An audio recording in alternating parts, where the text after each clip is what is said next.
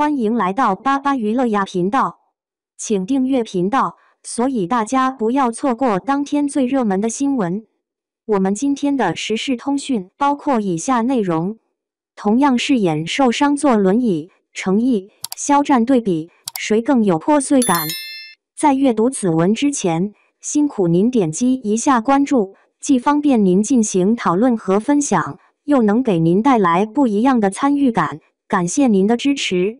在娱乐圈，程毅是出了名的破碎感人设，从古装到现偶，不是在吐血就是在流泪。据粉丝统计，流离44集的剧吐血42次，这仿佛已经不是他的舒适圈，而是统治区了。在新剧《南风知我意》里，简直是惨上加惨。这次光是吐血已经满足不了他。被搞到身体残缺的他直接坐上了轮椅，这极具破碎感的画面也让观众深受感染。其实肖战饰演的角色也有受伤坐轮椅的画面，两顶流对比，他俩的差异又在哪里呢？01，我们先来说说程毅，他每部剧的角色都很难，没有哪一次不虐观众的心。网上一直有人在骂程毅的破碎感只能通过吐血来展现，但其实这才是最难拍的。一般正常人被水呛一口都很难受，更别说是气味不好闻的血浆。但程毅却面不改色，如喝饮料一般轻松自在。他甚至动作熟练到拿起一根吸管在一旁自给自足。有时拍摄吐血戏时，血浆往往会倒流进喉咙，导致他疯狂咳嗽。然而相较这些，吐血时的情绪才是最难把控的。本身就有吹风机在旁边吹着营造气氛，这种情况能含在嘴里不咽下去就已经难上加难，更是稍有不注意就会显得很假。可如此高难度的要求，对程毅来说就是小菜一碟。吐血对他来说已经是驾轻就熟、张口就来的小事了。有的人要通过吐血来营造难过破碎的氛围，但他的吐血好像只是 buff 叠加，他的眼神和神情才是最吸引人的，让观众有破碎、难过、意难平的感觉。吐血流泪已然成了他的统治区，轮椅之上的破碎感又是如何演绎的呢？02，在《南风知我意》中，他饰演的傅云深遭人设计出了严重的车祸，导致他的腿部神经受损，无法站立。本是天之骄子的他就这样一下跌落深渊。因为自卑，他与郎有情且有意的朱舅也断了联系。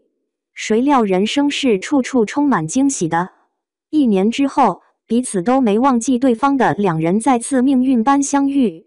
映入朱舅眼帘的是一个憔悴不堪的傅云深。以前意气风发的他，如今可怜兮兮地佝偻在轮椅上。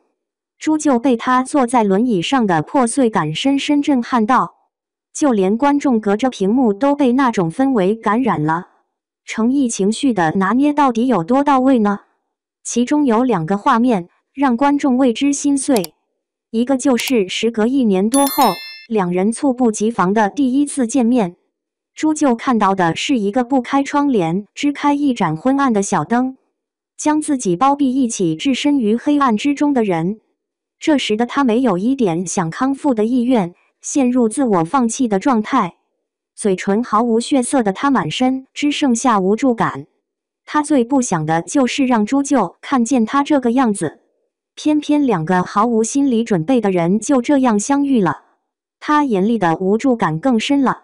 程毅演绎出的破碎感，别说女主，就连观众隔着屏幕都心痛。第2个画面就是他从轮椅上摔下来的场景。本身要强的他不愿意麻烦任何一个人，特别是朱舅。就这样，他在地上慢慢匍匐前进，努力往轮椅边靠近。可朱舅偏偏就在这时进来了，他所有的自尊在这一刻溃不成军。